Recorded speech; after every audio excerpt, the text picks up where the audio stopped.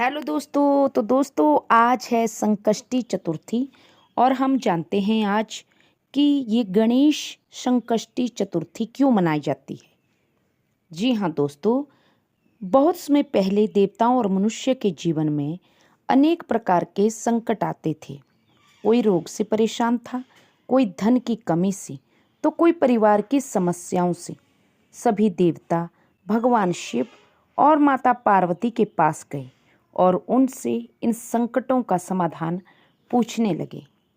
दोस्तों, तब माता पार्वती ने कहा कि सभी विघ्नों और बाधाओं को दूर करने वाले मेरे पुत्र श्री गणेश हैं। यदि उनकी सच्चे मन से पूजा की जाए तो वे भक्तों के जीवन के संकट दूर कर देते हैं। इसी कारण भगवान गणेश को विघ्नहर्ता और संकट मोचन कहा जाता है। कहा जाता है कि एक बार चंद्रदेव को अपने सौंदर्य पर बहुत अभिमान हो गया।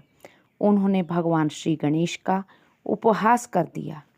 इससे श्री गणेश जी क्रोधित हुए और चंद्रदेव को श्राप दिया कि उनका तेज समाप्त हो जाएगा। दोस्तों, श्राप के कारण चंद्रदेव का कम होने लगा। तब देवताओं ने श्री गणेश से क्षमा की। भगवान गणेश ने कहा कि चंद्रदेव हर महीने घटेंगे भी और बढ़ेंगे भी, जिससे कि संसार का स्थिरता बनी रहेगी। दोस्तों, देवताओं ने श्री गणेश से क्षमा मांगी। भगवान गणेश ने कहा कि चंद्रदेव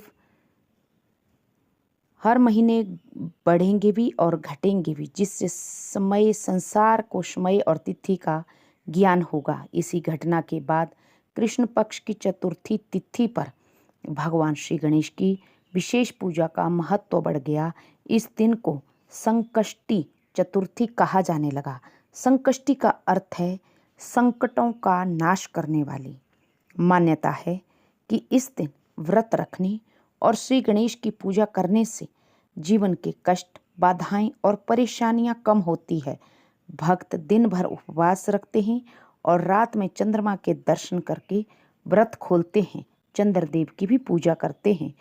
एक अन्य कथा के अनुसार जब देवताओं और असुरों पर अत्याचार बढ़ गया था, तब उन्होंने भगवान श्री गणेश की आराधना की। गणेश जी की कृपा से देवताओं को विजय प्राप्त हुई और उनके सभी संकट दूर हो गए। तभी से संकटों को हरने वाले इस व्रत का महत्व और भी ज़्यादा बढ़ गया। दोस्तों, आज भी भारत के विभिन्न भागों में, सबसे ज़्यादा तो महाराष्ट्र में, श्री गणेश संकष्टी चतुर्थी बड़ी श्रद्धा से मनाई जाती है।